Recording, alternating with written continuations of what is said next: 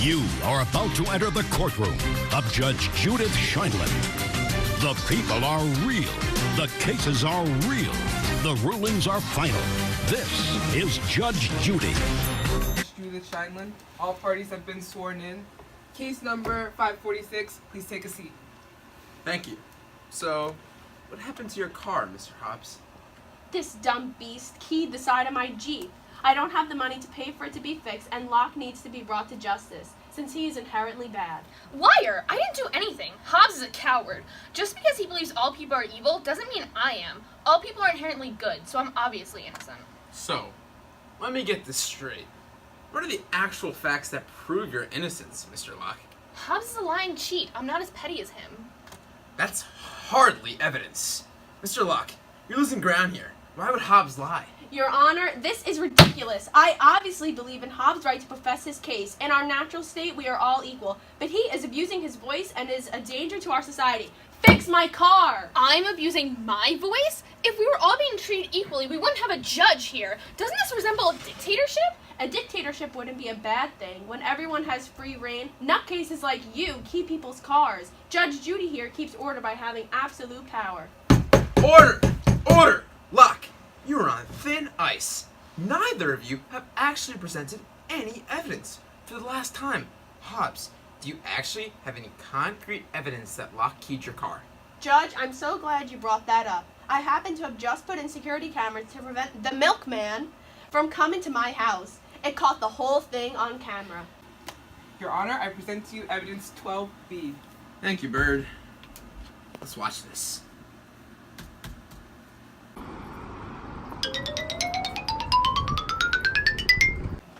Well, that's pretty convincing. Mr. Locke, you've sufficiently proved that all men are inherently evil, selfish, and petty. You will pay all damages to Hobbs, plus a $500 penalty for his troubles. Case closed. Izzy, I'm so mad! I literally have $2 in my bank account! I'll be back, Judith. Coward! All rise for Judge Judith Scheindlin.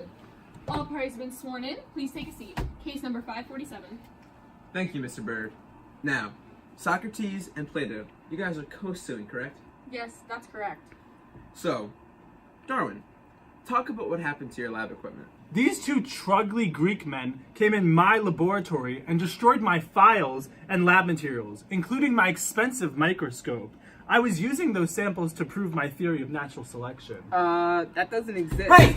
Quiet, Mr. Socrates! Thank you, Your Beautiful Honor. Through my studies, I was trying to prove how species change and transform biologically over time. And why would they want to destroy such discovery? These fools believe all this hoopla about the world of ideas and preconceived life forms. Okay, what do you two have to say about this? We had to prevent this man from continuing such a ridiculous study. Okay, listen.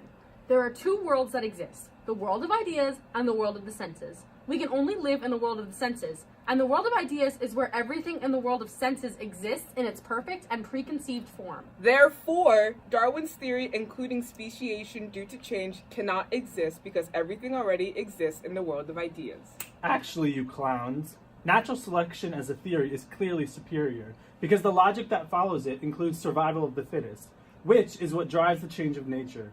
Your world of ideas is so obsolete in terms of rationale that it clearly cannot exist without divine intervention. Okay, that's all good and great, but can we see some actual proof here?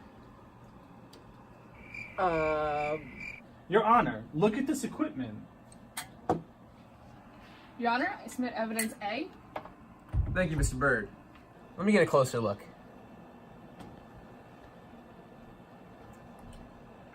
This thing's not even functional anymore. I'm sorry. Whoever did that is trugly. I am not trugly. I did it for the sake of philosophy. You do not stand up and talk to me in my courtroom! Mr. Bird! Make her sit down! Sit down in the courtroom. Why'd you do it? I don't understand! I had to. You were supposed to be my brother! I did it for the people. You do realize you just admitted to the crime with that behavior. I have no choice but to sentence you to a horrible, horrible death. Just kidding. I actually sentence you to pay a $350 fine to replace Darwin's lab equipment. Case closed. What? This is ridiculous. I can't believe Darwin is getting away with even more of this science nonsense. We didn't even do anything wrong. And I thought you were my brother. What the heck?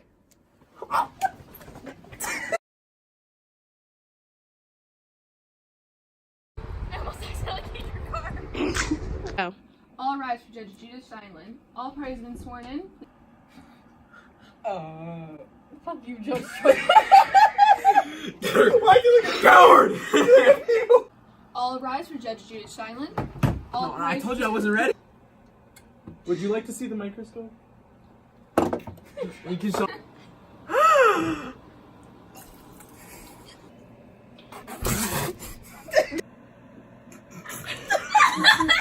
Ew.